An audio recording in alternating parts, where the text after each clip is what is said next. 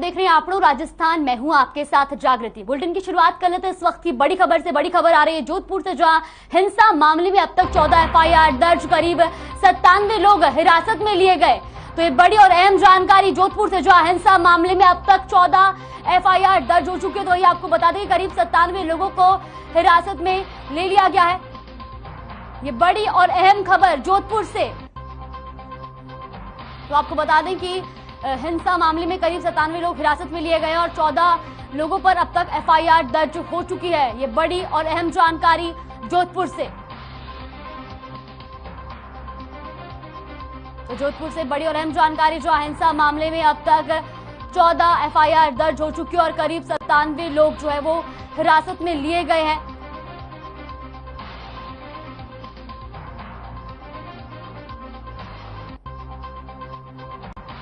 तो हिंसा मामले में अब तक 14 लोगों पे एफआईआर दर्ज हो चुकी है और आपको बता दें कि करीब 97 लोगों को जो है हिरासत में लिया जा चुका है।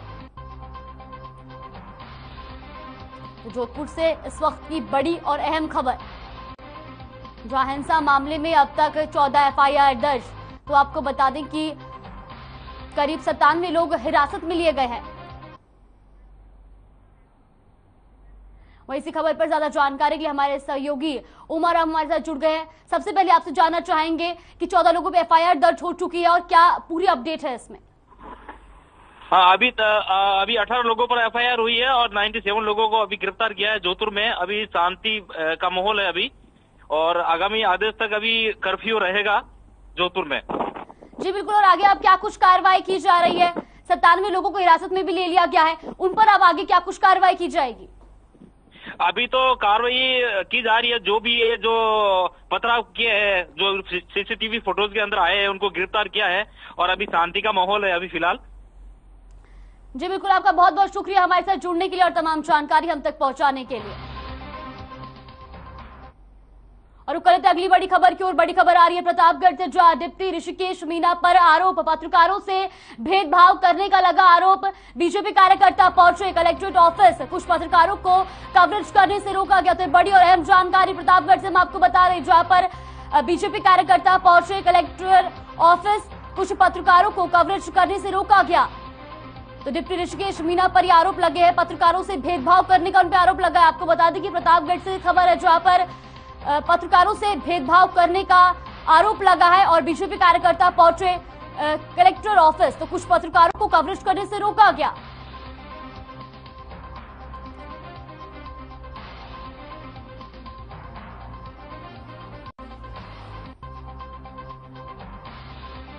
तो बीजेपी कार्यकर्ता पहुंचे कलेक्टर ऑफिस। वहीं इसी खबर पर ज्यादा जानकारी के लिए दिलीप संवाददाता हमारे साथ जुड़ गए हैं। दिलीप, सबसे पहले आपसे जानना चाहेंगे क्या है पूरा मामला? पत्रकारों के साथ भेदभाव करने के आरोप लगे हैं। जी मैडम, मैं आपको बताना चाहूंगा, यह दिन का मामला है जब बीजेपी के सैकड़ों कार्यकर्ता व पदाधिकारी जब कलेक्टर ऑफिस ज्ञापन देने के लिए गए, तब उस दौरान पुलिस का भारी जाब्ता वहां पर तैनात था। जब ज्ञापन देने कलेक्टर ऑफिस में जब कार्यकर्ता व पदाधिकारी जा रहे थे, मीडिया प्रभारी और पत्रकार भी जा रहे थे, तब इसी दौरान हर खबर के रिपोर्टर भी वहां अंदर जाने की कोशिश की। तब डिप्टी ऋषिकेश मीणा ने अंदर जाने से वहां पर मना कर दिया और कहा कि अंदर फोटो लेना अलाउड नहीं है। तब इसी दौरान तब डिप्टी ऋषिकेश मीणा बाहर आए, तब हर खबर के रिपोर्टर ने उनसे पूछा गया सर अंदर जाने से क्यों मना किया? तो उनका कहना है कि मुझे पता नहीं, आप पत्रकारों और मेरे से ज्यादा जबरदस्ती न करें। इसी को लेकर आज डिप्टी साहब ने इस तरह से पत्रकारों के साथ हरकत की है। जी बहुत बहुत शुक्रिया आपका हमारे साथ जुड़ने के लिए और तमाम जानकारी हम तक पहुंचाने के लिए। तो वही लालसोट में जहां पीने का पानी की व्यवस्था चरमराई, तो वही स्वास्थ्य मंत्री का है विधानसभा क्षेत्र रामगढ़ पचवारा में नहीं हो रही पानी की आपूर्ति। आपको बता दें कि 4 दिनों से पानी नहीं आ रहा है, पीने के पानी की समस्या वहां पर बनी हुई है। पानी टैंकर सप्लाई को लेकर लाइनमैन पर आरोप लगे हैं। तो पानी टैंकर सप्लाई में राजनीति हो रही है और पीने के पानी की समस्या जो वहां पे बनी हुई है। स्वास्थ्य मंत्री का विधानसभा क्षेत्र है, जहां 4 दिनों से नहीं आ रहा है पीने का पानी। भारत माता की जय। बीजेपी।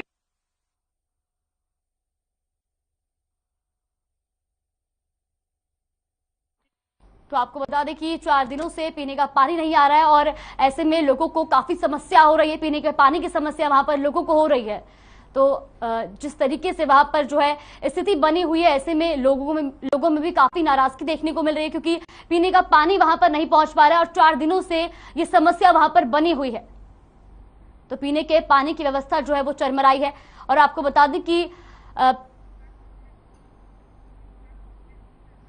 तो वह इस खबर पर ज्यादा जानकारी के लिए हमारे साथ योगराज गौतम जुड़ गए। योगराज, क्या है पूरा मामला, क्योंकि 4 दिन से पानी की जो है वो समस्या वहां पर बनी हुई है, क्या कुछ आगे कदम उठाए जा रहे हैं?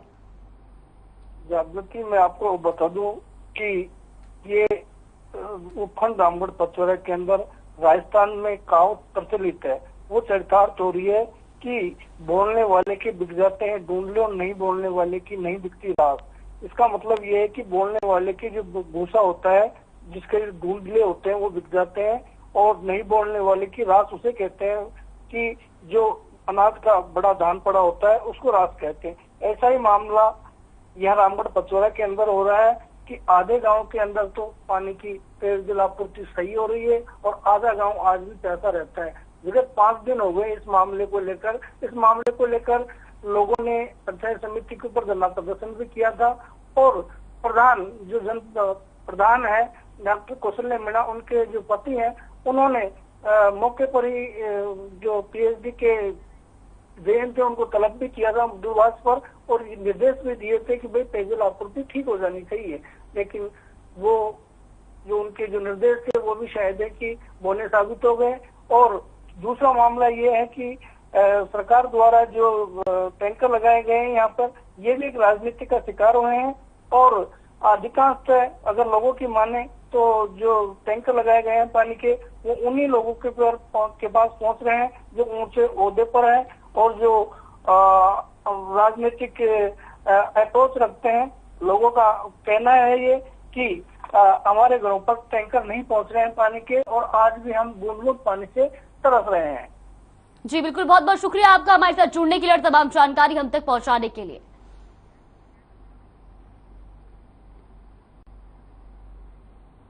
हाँ, हमारे पानी की बहुत कमी आ रही है, पानी बिल्कुल नहीं आ रहा है।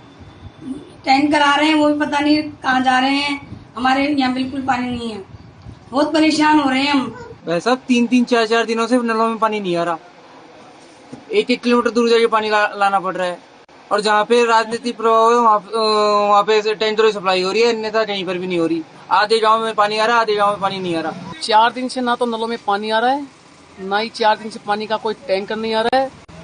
जहाँ पे राजनीति चल रही है वहाँ पे पानी का टैंकर जा रहा है, और इस मोहल्ले में किसी के भी कोई पानी का टैंकर या कोई पानी में नल नहीं आ रहा है। अलवर नगर परिषद के उप सभापति कक्ष की छत की हालत जर्जर हो गई है। ऐसे में वहां बैठने वालों को भी अब डर लगता है। छत की हालत इतनी जर्जर हो चुकी है कि वो कभी भी गिर सकती है। वही वार्ड 13 के पार्षद ने बताया कि नगर परिषद का ना तो शहर के विकास पर ध्यान है और ना ही नगर परिषद के भवन की टूटती हुई छतों का। तो जर्जर भवन की बात की जाए तो उपसभापति के कमरे में बैठना जान को जोखिम में डालने जैसा हो गया है। उन्होंने नगर परिषद आयुक्त पर आरोप लगाते हुए कहा कि कुछ पार्षदों पर दबाव के चलते वो काम नहीं कर पाते, वहीं शहर के विकास पर उनका कोई ध्यान नहीं है। तो आपको बता दें कि जहां पर नगर परिषद की जो हालत है वो काफी नाजुक हो चुकी है। ये तस्वीरें आप देख सकते हैं जहां पर छतों की स्थिति भी जर्जर हो चुकी है। तो वही इसी खबर पर हमारे साथ ज्यादा जानकारी के लिए रुपेश शर्मा जुड़ गए। रुपेश, जो नगर परिषद की छत है उसकी काफी जर्जर स्थिति बनी हुई है, उसकी मरम्मत क्यों नहीं करवाई जा रही और आगे उनकी तरफ से क्या कुछ इस पर जो है कदम उठाए जा रहे हैं? जी, मैं आपको ये बता दूं, अलवर नगर परिषद के उप सभापति कक्ष की छत हुई है जर्जर हालत में। कभी भी वह गिर सकती है, क्योंकि वहाँ जो बैठते थे पार्षद वो भी, उनको भी डर लगने लगा है। और नगर परिषद के जो आयुक्त हैं, वार्ड नंबर जो 13 के पार्षद हैं, उन्होंने भी आरोप लगाया है कि नगर परिषद के जो आयुक्त है वो व्यवहारिक नहीं है और वो कोई बात किसी की नहीं मानते हैं। जी बहुत बहुत शुक्रिया आपका हमारे साथ जुड़ने के लिए और जानकारी हम तक पहुंचाने के लिए। कोटा में 1.5 वर्षीय मासूम की हत्या का मामला तूल पकड़ता जा रहा है। मामला रामपुरा थाना क्षेत्र का है, जहां मासूम की हत्या के मामले में अभी तक आरोपियों को गिरफ्तार नहीं करने पर लोग सड़कों पर उतर आए। परिजनों और स्थानीय लोगों ने कैंडल मार्च निकाला और पुलिस थाने का घेराव कर आक्रोश जताया।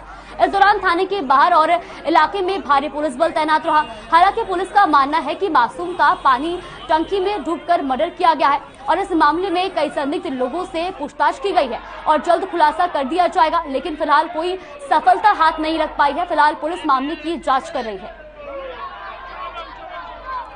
वहीं इसी खबर पर ज्यादा जानकारी के लिए हमारे साथ तेजपाल बग्गा जुड़ गए हैं। सर, आपसे सबसे पहले जानना चाहेंगे ये क्या है पूरा मामला और अभी तक किसी की गिरफ्तारी इस पर क्यों नहीं की गई है? जागृति 9 दिन पहले रामपुरा कोतवाली थाना क्षेत्र के करबला इलाके में एक मकान की छत पर 1.5 वर्षीय बालक का शव पानी की टंकी के भीतर मिला था। उसमें बालक के शव को बाहर निकालकर परिवारजनों ने किसी पर बिना कोई शक जताए उसको दफना भी दिया था, परंतु बाद में परिवारजनों को शक हुआ कि उसकी हत्या हुई है। उन्होंने जाकर इसकी शिकायत थाना अधिकारी को की। इस पर मुकदमा भी हत्या का दर्ज किया गया। उसके बाद उसका शव कब्र से निकलवाकर पोस्टमार्टम भी किया गया। कल रात को लगभग 500-700 लोगों का एक हजूम इसके जी तेजपाल जी, बहुत बहुत शुक्रिया आपका हमारे साथ जुड़ने के लिए और तमाम जानकारी के लिए। तो खबर अजमेर के केकड़ी शहर से है, जहां चलती इलेक्ट्रिक स्कूटी में आग लग गई। आग लगने से स्कूटी जलकर राख हो गई। जानकारी के मुताबिक एक युवक सब्जी मंडी में फूल रखकर वापस आ रहा था। इसी दौरान स्कूटी से धुआं निकलने का एहसास हुआ। धुआं उठता देख युवक ने स्कूटी को रोका और धुएं का कारण जानने लगा। तब तक स्कूटी में हुई स्पार्किंग से आग पकड़ ली और आसपास के लोगों ने पानी का छिड़काव कर आग बुझाने का प्रयास किया, लेकिन स्कूटी तब तक जलकर राख हो चुकी थी।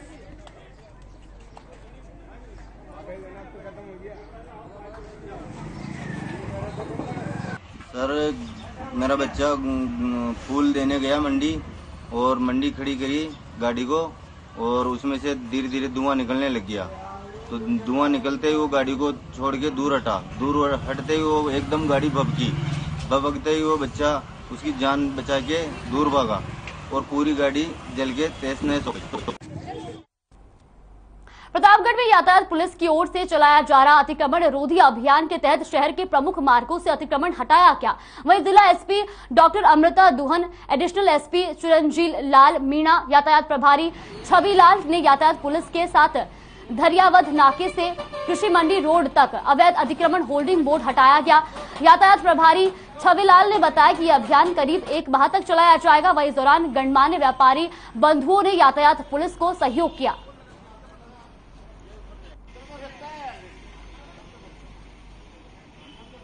वहीं इसी खबर पर हमारे सहयोगी दिलीप हमारे साथ जुड़ गए। दिलीप, पुलिस के द्वारा अतिक्रमण अभियान चलाया जा रहा है। जी, मैं आपको बताना चाहूंगा कि अतिक्रमण रोधी अभियान के तहत शहर के प्रमुख मार्गों से हटाया गया अतिक्रमण। और वहीं यातायात पुलिस के प्रभारी छविलाल जी ने बताया कि ये अभियान करीब 1 माह तक चलाया जाएगा। और मैं आपको ये भी बताना चाहूंगा, प्रतापगढ़ में यातायात पुलिस के द्वारा अतिक्रमण रोधी अभियान के तहत प्रमुख मार्गों पर अतिक्रमण हटाया गया है। आज शहर के दरियावद नाके से जो कृषि मंडी रोड तक जो बीच रास्ते पर जो अवैध अतिक्रमण कर रखा था, उनको यातायात पुलिस द्वारा हटाया गया है। जी बिल्कुल दिलीप, बहुत बहुत शुक्रिया आपका हमारे साथ जुड़ने के लिए और जानकारी हम तक पहुंचाने के लिए। चित्तौड़गढ़ जिले में पुलिस की कार्रवाई देखने को मिली है। जिले में मादक पदार्थ की तस्करी पर नकेल कसने के लिए पुलिस ने कार्रवाई की, जहां पुलिस ने 20 लाख रुपए से अधिक कीमत की अफीम और डोडा चूरा बरामद किया। साथ ही पहली बार तस्करी में प्रयुक्त किए जा रहे आधा दर्जन से अधिक वाहन जब्त किए। वहीं चारों तस्करों को गिरफ्तार कर उनके कब्जे से एक अवैध पिस्टल और 4 जिंदा कारतूस भी बरामद किए गए। जानकारी के अनुसार जिले के बस्सी थाना क्षेत्र के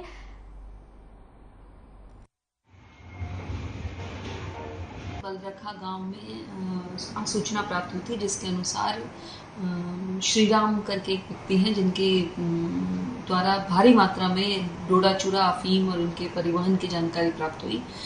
पुलिस टीम डीएसटी और बस्सी थानाधिकारी के द्वारा वहां पर रेड की गई और उसमें पुलिस को 8 गाड़ियां मौके पर, चौपहिया वाहन और 1 मोटरसाइकिल मिली। साथ ही 3 पिकअप, जिन 8 वाहनों में 3 पिकअप मिली।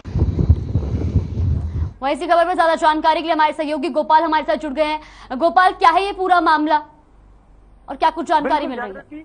बिल्कुल जागृति, यहाँ बताना चाहूंगा कि चित्तौड़गढ़ जिला अवैध मादक तस्करी के लिए बहुत ही ज्यादा जाना जाता है और पुलिस की जो विशेष टीम बनाई है, जिला विशेष टीम, इसके अलावा पुलिस के सभी थाने मिलकर के समय समय पर कार्रवाई भी करते हैं। लेकिन जो कार्रवाई अभी की गई है बस्सी थाना अंतर्गत बलरखा में, तो वहां पर एक गोदाम के अंदर इस तरह का डोडा चूरा वहां पर पीसने का काम किया जा रहा था और जिस पर जिला विशेष टीम प्रभारी विक्रम सिंह के नेतृत्व में वहां पर कार्रवाई की गई थी, जिसमें लगभग 20,000 से अधिक रुपए का कीमती अवैध डोडा चूरा, अफीम और रिवॉल्वर वगैरह मिला करके इसके साथ 9 गाड़ियां वहां पर से जब्त की गई है। और एक जानकारी अपडेट देना चाहूंगा यहाँ पर कि देर रात को एक कार्रवाई और की गई थी इसी जगह पर जहां पर से ये डोडा चूरा मिला था। वहां से लगभग 2.5 किलो से अधिक की अफीम बरामद की गई है। तो जागृति ये बताना चाहूंगा, कम से कम वर्तमान में चित्तौड़गढ़ जिले में जिस तरह से कार्रवाई की जा रही है, चित्तौड़गढ़ पुलिस बिल्कुल सराहनीय काम कर रही है। लेकिन जो राजनीतिक संरक्षण यहाँ पर बचाने के लिए किया जा रहा है तस्करों को, ये दुखदायी है। जागृति जी बिल्कुल, बहुत बहुत शुक्रिया आपका हमारे साथ जुड़ने के लिए और जानकारी हम तक पहुंचाने के लिए। वही खबर टोंक से है, जहां ट्रैक्टर चालक पर बाइक सवार युवक ने जानलेवा हमला किया। हमले के बाद आपको बता दें कि ट्रैक्टर चालक की इलाज के दौरान मौत हो गई। दरअसल सवाई माधोपुर जिले के कोलियाड़ा का रहने वाला विष्णु गुज्जर पत्थर से भरा ट्रैक्टर ट्रॉली लेकर झिलाई से निवाई की तरफ आ रहा था। इसी दौरान 2 बाइक पर सवार कुछ युवकों ने अचानक उन पर हमला कर दिया। वहीं इसी खबर पर कजोड़ गुजर हमारे साथ जुड़ गए। कजोड़, क्या है पूरा मामला? इस पूरे हादसे में एक युवक की मौत भी हो गई है। जी बिल्कुल जागृति, बताना चाहूंगा कि जिलाई से निवाई की ओर एक ट्रैक्टर चालक अपने ट्रैक्टर को लेकर आ रहा था। इसी दौरान बाइक के सवार 3-4 लोग हमलावर आए और उससे जानलेवा हमला कर दिया। उसको गंभीर हालत में थाने में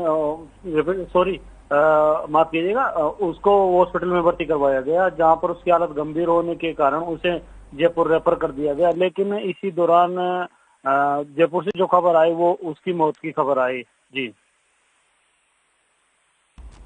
जी बहुत बहुत शुक्रिया आपका हमारे साथ जुड़ने के लिए और तमाम जानकारी हम तक पहुंचाने के लिए।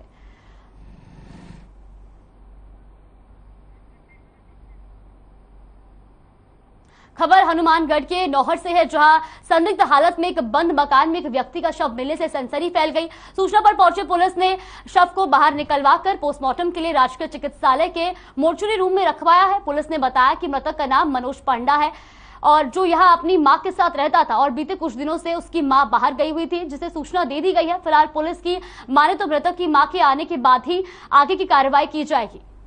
तो वही फिलहाल पुलिस घटना के अन्य पहलुओं पर गहनता से जांच कर रही है। तो आपको बता दें कि हनुमानगढ़ में संदिग्ध हालत में घर के अंदर एक युवक का शव मिला। तो वही आपको बता दें कि युवक अपनी मां के साथ रहता था और जिसके बाद उसकी मां कुछ समय के लिए जो है वो बाहर गई हुई थी और उसी दौरान उसका शव घर में मिला। तो वही पुलिस का कहना है कि जब युवक की मां आ जाएगी तभी इस पे आगे गहनता से जांच की जाएगी। तो आपको बता दें कि पूरा मामला ये हनुमानगढ़ का बताया जा रहा है, जहां पर एक घर के अंदर संदिग्ध परिस्थिति में युवक का शव मिला है। तो यहाँ आपको बता दें कि पुलिस ने अब शव को अस्पताल भिजवा दिया है और उसका पोस्टमार्टम करवाया जा रहा है। साथ ही साथ पुलिस ने इस मामले की जांच भी शुरू कर दी है।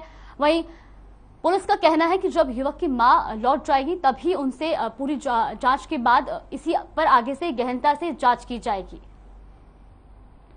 तो हनुमानगढ़ से ये पूरा मामला हम आपको बता रहे थे, जहां पर एक संदिग्ध हालत में एक कमरे में युवक का शव मिला। तो वहीं आपको बता दें कि मौके पर पहुंची पुलिस ने शव को मोर्चरी रूम में रखवा दिया और शव का पोस्टमार्टम करवाया जा रहा है। वही पुलिस का कहना है कि इस मामले पर जांच की जा रही है, लेकिन पूरी जांच तभी की जाएगी जब युवक की मां लौट जाएगी और उनसे गहनता से पूछताछ के बाद इस मामले पर आगे की कार्रवाई की जाएगी।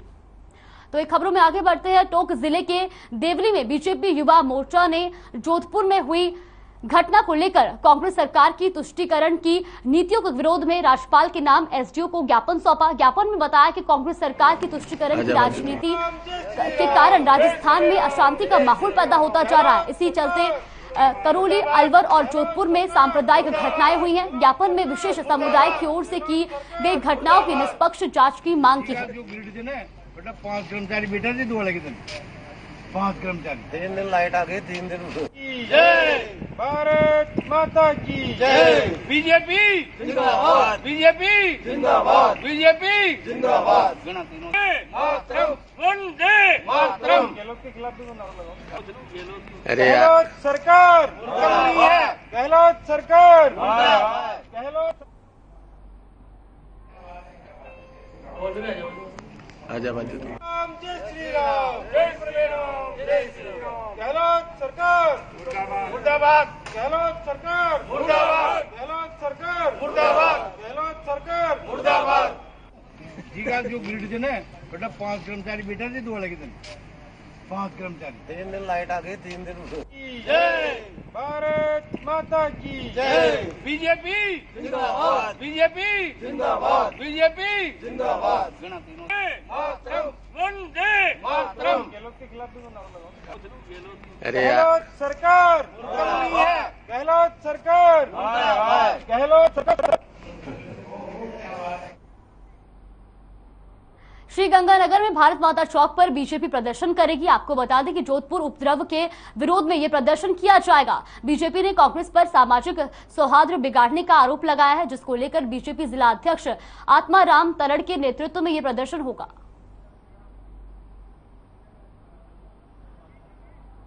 राजस्थान के जोधपुर शहर में कल 2 तारीख को हुई घटना और आज सुबह की घटना, वहां सुराही पर लगाए गए केसरिया झंडों को जो भगवान परशुराम जयंती के उपलक्ष्य में लगाए गए थे, वहां उपद्रवी तत्वों ने उनको उखाड़कर वहां दूसरे झंडे लगा दिए और इसके बाद वहां पुलिस पर, आमजन पर उन्होंने पत्थर फेंके, लाठियां बरसाई।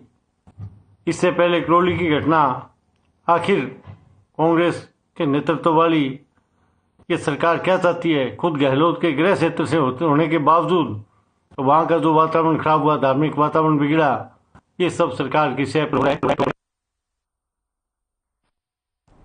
खबर हनुमानगढ़ के नौहर से है, जहां सेठ फकीरचंद लालचंद कंदोई चैरिटेबल ट्रस्ट की ओर से बनाए गए अतिथि गृह का शुभारंभ किया गया। इस मौके पर आयोजित कार्यक्रम की अध्यक्षता चैरिटेबल ट्रस्ट के शंकर कंदोई ने की। समारोह में पूर्व पालिका अध्यक्ष राजेंद्र चाचण और गौशाला नौहर के अध्यक्ष एडवोकेट बाबूलाल चाचण, पालिका अध्यक्ष प्रतिनिधि ओम प्रकाश खटोतिया अतिथि के तौर पर मौजूद रहे। आपको बता दें कि करीब 1.5 करोड़ की लागत से कंदोई अतिथि गृह का निर्माण हुआ है। अतिथि गृह में 6 कमरों के अलावा विशाल हॉल का भी निर्माण कराया गया। तो वही विधायक ने कहा कि कंदोई अतिथि गृह के माध्यम से आमजन को छोटे मोटे आयोजनों में सुविधा होगी।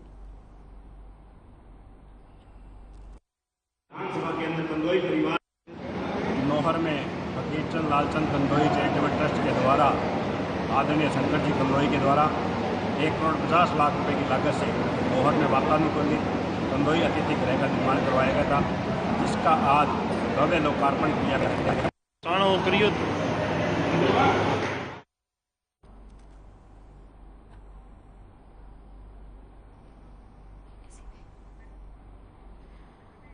वहीं इसी खबर पर ज्यादा जानकारी के लिए राजरतन पारिक हमारे साथ जुड़ गए। राजरतन, आपसे जानना चाहेंगे कि इसका जो है निर्माण किया गया और इसमें आम लोगों के लिए जो है वो अब आयोजन करने में सुविधा होगी।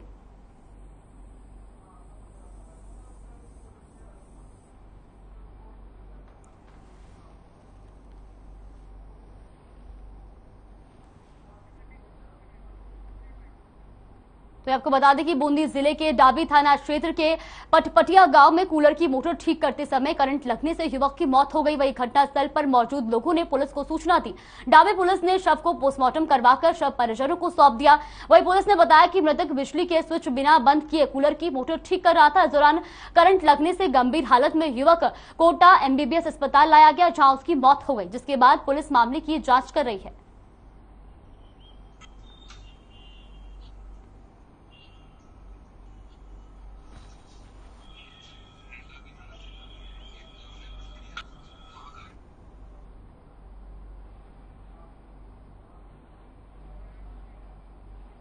खबर भगवान गांव के मुख्य चौपाल से है, जहां गंदे पानी की निकासी नहीं होने से आम लोगों को काफी परेशानियों का सामना करना पड़ रहा है।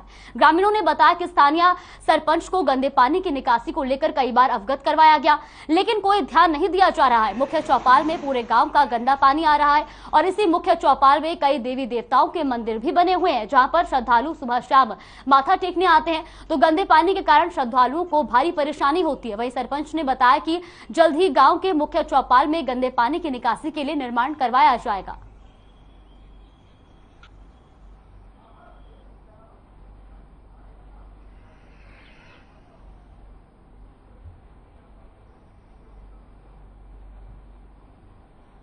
रामगंज मंडी में जल विभाग का लापरवाही देखने को मिली है, जहां मामला शहर थाना क्षेत्र का है, जहां जल दाय विभाग द्वारा पाइपलाइन बिछाने के लिए खोदे गए गड्ढों में एक व्यक्ति गिर पड़ा, जिससे वहां गंभीर रूप से खाल हो गया। वहीं आसपास मौजूद लोगों ने व्यक्ति को उठाकर अस्पताल पहुंचाया, जहां डॉक्टरों ने मरीज का प्राथमिक उपचार के बाद उसे झालावाड़ अस्पताल रेफर कर दिया। जानकारी के मुताबिक व्यक्ति किसी काम से जुल्मी रोड पर चल रहे सड़क निर्माण कार्य से होकर गुजर रहा था, जहां पानी की पाइपलाइन बिछाने का काम चल रहा था। तभी अचानक मरीज संतुलन होकर गिर गया, जहां फिलहाल मरीज की गंभीर हालत के चलते झालावाड़ अस्पताल रेफर किया गया है।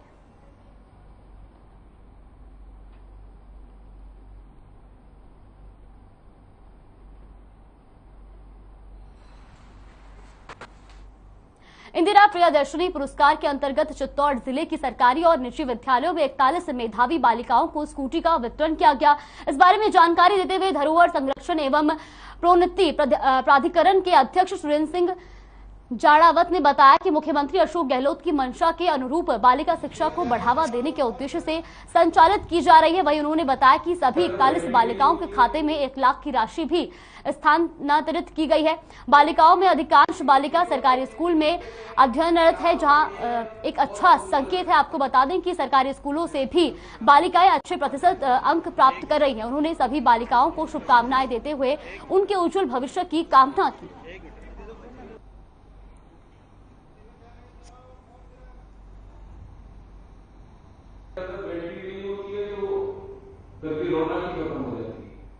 इंदिरा जी के नाम से, जो हमारे देश की बहुत ही सशक्त प्रधानमंत्री रहीं, 17 साल तक उन्होंने देश को नेतृत्व दिया। देश की आज़ादी के साथ साथ ही उनका जीवन शुरू हुआ।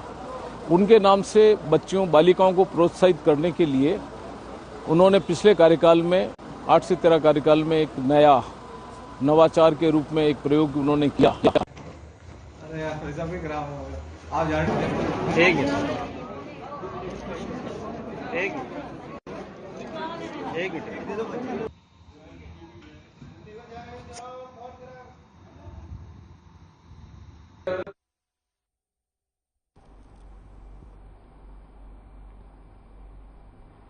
टोंक में पुलिस को बड़ी कामयाबी हाथ लगी है। मामला जिले के गांव हतौना के जंगल का है, जहां से टोपीदार बंदूक के साथ पुलिस ने एक व्यक्ति को गिरफ्तार किया है। मामले में थानाधिकारी जगदीश मीणा ने बताया कि पुलिस को गश्त के दौरान हतौना के जंगलों में एक व्यक्ति दिखाई दिया, जिससे पूछताछ की गई, लेकिन उससे सही जवाब नहीं दिया।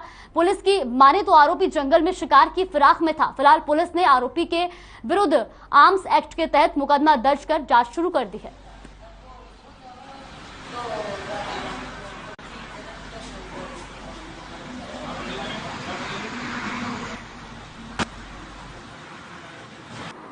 आज दोपहर को हम ईद की ड्यूटी और कानून व्यवस्था गश्त में थे, तो पराना के पास में सूचना मिली कि हतौना के जंगलों में कोई मौका है जो शिकार की फिराक में बंदूक लेकर घूम रहा है। इसी इत्तला पे पहुंचे। जो हतौना गांव के बाद एक व्यक्ति बंदूक लेकर भागता, पुलिस को देख के नजर आया, इसको पकड़ा। जिसके बाद एक टोपीदार अवैध एक नारे की बंदूक चालू हालत में मिली।